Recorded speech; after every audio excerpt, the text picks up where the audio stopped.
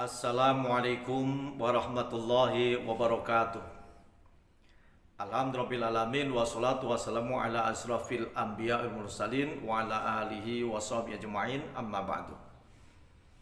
Kaum muslimin rahimakumullah, semoga Allah senantiasa merahmati kita dan keluarga kita di mana saja berada. Amin ya rabbal alamin.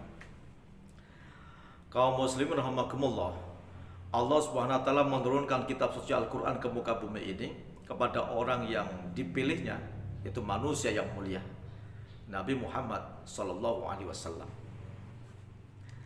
Dan Quran itu diturunkan adalah untuk melanjutkan risalah-risalah kenabian dan kerasulan sebelumnya. Sebagaimana dalam surah Al-Imran ayat 3 dan 4 Allah berfirman, "Nazzala 'alaikal kitaba bil haqqi musaddiqan lima baina yadayhi wa anzalat taurata wal injil min qablu hudal linnasi wa anzalal furqan." Allah telah turunkan kepada engkau wahai Muhammad, yaitu kitab Al-Qur'an. Musaddiqan lima baina yadayhi, dan Quran ini adalah kitab yang membenarkan apa yang datang sebelumnya, yaitu suhufnya para nabi, kemudian kitab Taurat pada Musa alaihissalam, kitab Zabur pada Daud alaihissalam, dan kitab Injil pada Isa alaihissalam. Maka Quran itu membenarkan apa-apa yang datang sebelumnya daripada kitab-kitab itu.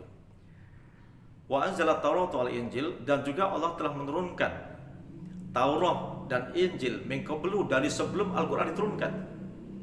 Wal Furqan, dan juga Allah menurunkan daripada Al-Furqan, yakni Al-Quran, kepada Nabi Muhammad sallallahu alaihi wasallam sebagai Furqan, sebagai pembeda antara yang benar dengan yang salah, yang hak dengan yang batil.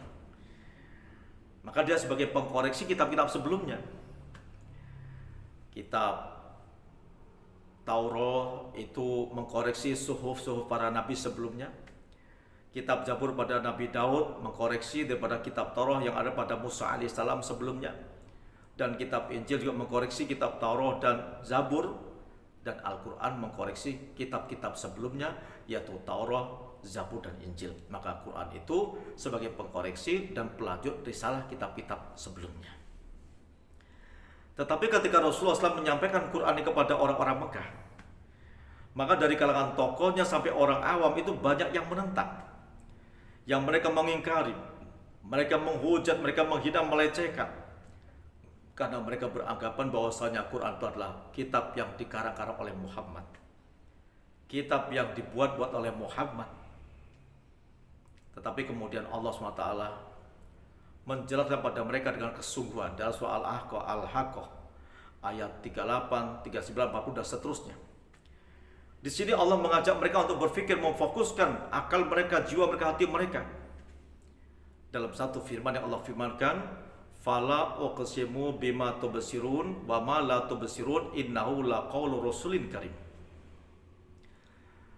Maka Allah bersumpah, maka Allah berfirman, maka aku bersumpah demi apa-apa yang kalian lihat dan apa-apa yang tidak kalian lihat. Ini kalimat qasam, kalimat sumpah ini adalah Allah mengajak kepada manusia ketika itu agar mereka memfokuskan fikir mereka, hati mereka, jiwa mereka kepada seruan sumpah ini. Karena kalimat sumpah adalah kalimat kesungguhan, kalimat kepastian, kalimat yang kokoh, yang mereka harus mendengarkan kalimat ini.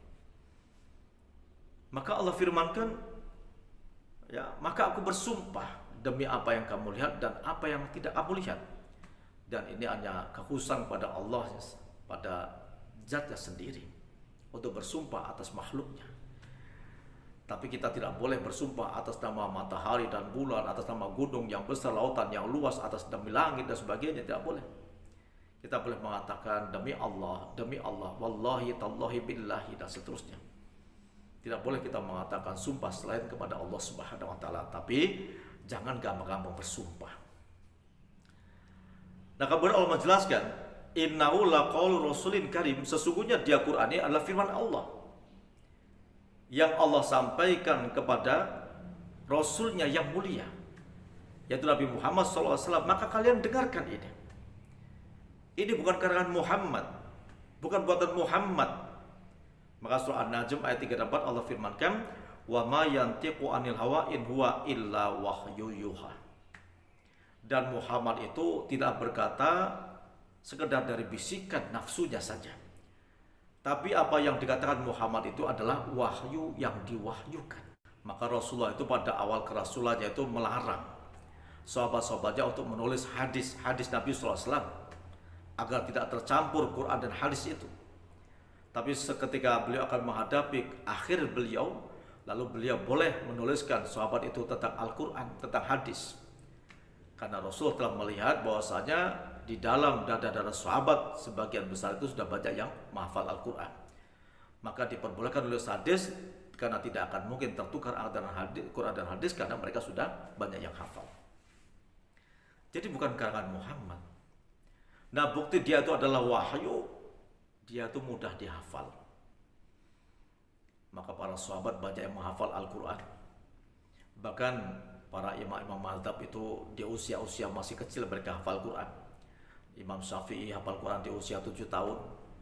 Imam Hambali ada yang mengatakan hafal Quran di usia 9 tahun. Dan sampai hari ini dari generasi ke generasi terus ada yang hafal Quran. Itu bukti dia adalah wahyu. Berbeda dengan kitab-kitab lain hari ini. Di luar Islam sana mereka punya kitab suci, tapi tidak satu pun di antara mereka, bahkan pembesar agama mereka pun tidak hafal daripada kitab-kitab sucinya. Hanya di Islam saja karena Quran adalah wahyu yang masih terjaga. Maka ini adalah Al-Quran, ini bukan karangan Muhammad. Kalian dengar ini, fahami ini. Nah, seperti itu maksud daripada ayat itu, menyerukan bahwasanya dia Al-Quran ini adalah firman Allah yang diturunkan pada Rasul yang mulia, yaitu Nabi Muhammad SAW. Wa ma huwa biqauli syair qalilan ma tu'minun. Dan Quran itu bukanlah perkataan tukang syair, tukang sastra, tukang pengarang, atau juga bukan puisi dan prosa dan seterusnya. Tapi sedikit di antara mereka yang mau beriman. Maka surah Yasin ayat 69 Allah firmankan, wa ma'allamnahu sirra ma yanbaghila in wa ila dzikru wa qur'anun mubin. Dan kami, kata Allah, tidak mengajar pada Muhammad itu syair. Karena tidak pantas bagi seorang nabi itu bersyair. Syair yang murah dan sia-sia, tidak pantas bagi seorang rasul. Tapi dia adalah zikr Quran sebagai peringatan dan sebagai Quran yang terang, yang nyata. Wala biqauli kahin qalilan ma tadhakkarun. Dan Quran itu juga bukan perkataan para dukun, bukan mantra-mantra, bukan daripada ramalan-ramalan, tapi sedikit yang mau mengambil pelajaran. Bukanlah juga perkataan dukun. Maka surah Takwir ayat 25 juga mengatakan, wa ma huwa biqauli syaitonir rajim. Dan Quran itu bukanlah suatu bisikan perkataan setan yang dikutuk. Sebagai nafik dan fitnahan daripada orang-orang orientalis, orang-orang di luar Islam yang mereka mengatakan bahwasanya Quran itu bisikan setan pada Muhammad dan seterusnya. Sampai kemudian ada di Inggris Salman Rushdie yang dia menulis satu buku ayat-ayat setan, dia menghina Al-Quran dan sebagainya, maka dia mati dalam kondisi terhina saat itu. Allah hinakan dia dunia dan akhirat, naudzubillah min dzalik. Maka bukan dia satu syair, bukan dia perkataan dukun, bukan dia bisikan daripada setan dan seterusnya. Kemudian Allah menegaskan lagi, walau taqawwala alaina ba'dal aqawil la akhadna minhu bil yamini tsumma laqata'na minhu al watin. Ini yang paling mengerikan. Kalau saja engkau Muhammad mengada-adakan satu perkataan di atas namakan kami. Ini maksudnya, kalau saja engkau Muhammad mengada-adakan satu perkataan yang bukan dari kami, lalu kamu katakan itu dari kami kepada manusia, la akhadna minhu bil yamini, kata Allah, sungguh kami akan ambil, akan pegang tangan kanan kamu wahai Muhammad. Tsumma laqata'na minhu al watin, kemudian kami akan potong urat nadi jantungmu. Fama minkum min ahadin anhu hajizin. Dan tidak seorang pun di antara kalian manusia yang mampu untuk mencegah daripada perbuatan kami untuk membunuh Muhammad jika Muhammad memalsukan Quran, menambah-nambah Al-Quran dan seterusnya. Maka ini pentingnya kita meyakini Al-Quran ini. Maka Rasul Allah ancam untuk dibunuh jika Rasul membuat Al-Quran sesuai dengan nafsunya, menambah atau menguranginya. Maka disinilah kemudian kita memahami Nabi Muhammad manusia yang mulia sebagai Habibullah kasih Allah Ta'ala, dan toh Allah tidak pernah menghukum beliau. Tapi ini satu keterangan pada orang-orang kafir agar mereka yakin bahwasanya Quran itu bukan buatan Muhammad, tapi dia adalah wahyu Allah yang diturunkan melalui malaikat Jibril kepada Nabi Muhammad SAW. Maka ancaman ini bukanlah Allah merendahkan Rasulullah SAW, tetapi Allah mengangkat derajat beliau dalam kemuliaannya, karena terbukti toh beliau bukan seorang pembohong. Dari beliau kecil menjadi anak-anak, remaja, dewasa, dan tua, bukan hanya orang Islam ketika itu yang mengaku beliau, bahkan musuh-musuh beliau, penentang-penentang beliau mengakui bahwasanya beliau pribadi yang jujur. Maka beliau digelari Al-Amin, orang yang bisa dipercaya, sekalipun oleh musuhnya, oleh orang yang menentangnya, itu mengakui bagaimana pribadi beliau seorang yang dapat dipercaya. Maka ini Quran yang mulianya. Lalu kemudian sampai hari ini bagaimana orang-orang kafir, orang-orang di luar Islam terus berusaha mereka untuk menghujat Al-Quran, memojokkan Al-Quran, meleceh Al-Quran, bahkan mereka memasukkan Quran dengan mengerahkan kepandaian mereka, tenaga mereka, harta mereka untuk membuat daripada mencetak Quran-Quran palsu lalu disebarkan ke seluruh dunia. Mereka lupa bahwasanya dalam surah Al-Hijr ayat 9 Allah berfirman, Inna nahnu nazzalna dzikra wa inna lahu lahafizun. Sesungguhnya kamilah yang menurunkan az-zikr Al-Quran ini dan kami juga yang menjaganya.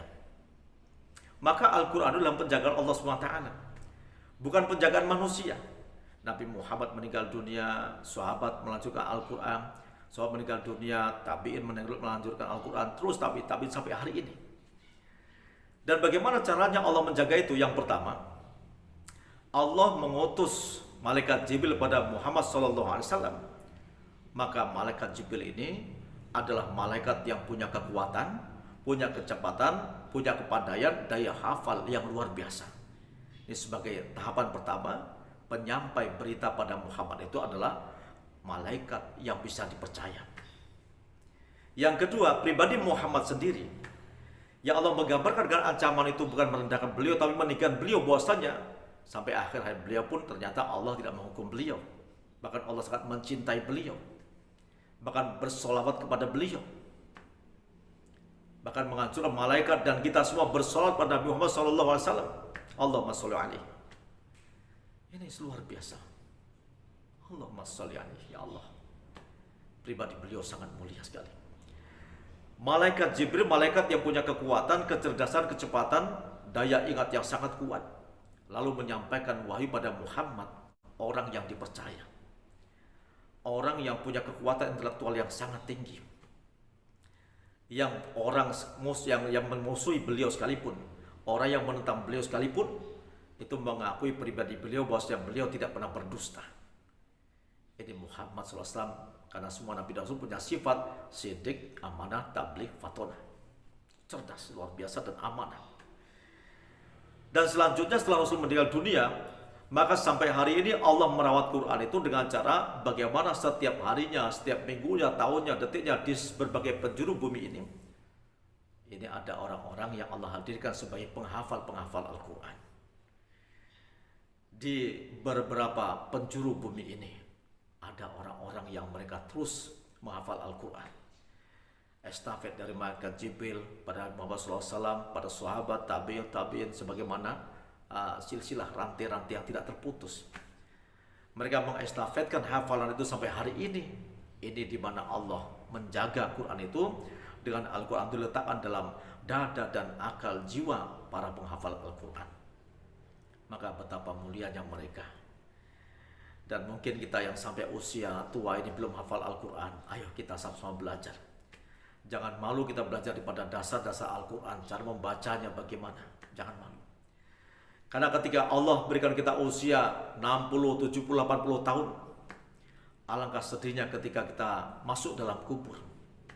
Kita hadir di akhirat di padang mahsyar di mizan nanti dengan usia yang panjang itu, tapi kita belum pernah khatam Al-Quran. Penyesalannya akan datang pada kita semua. Karena Quran kitab suci akan jadi nilai ibadah dengan cara membacanya. Mari kita semangat untuk terus mencintai Al-Quran, untuk terus belajar Al-Quran, membaca Al-Quran, lalu kemudian bagaimana menyebarkan Al-Quran dalam setiap dakwah kita semua. Balighu anni walau ayat, sampaikan dari kata Rasulullah walau hanya satu ayat. Maka semoga kehidupan kita berarti dan berguna bagi agama kita. Maka Rasulullah mengatakan khairun nasi anfa'uhum linnas, sebaik-baik manusia itu adalah manusia yang bermanfaat untuk manusia lainnya. Maka bangunlah, motivasikan diri kita untuk bisa berguna bagi diri kita dan berguna bagi agama dan untuk orang lain. Semoga Allah terima amalan kita dan mengampuni dosa kita semua. Wassalamualaikum warahmatullahi wabarakatuh.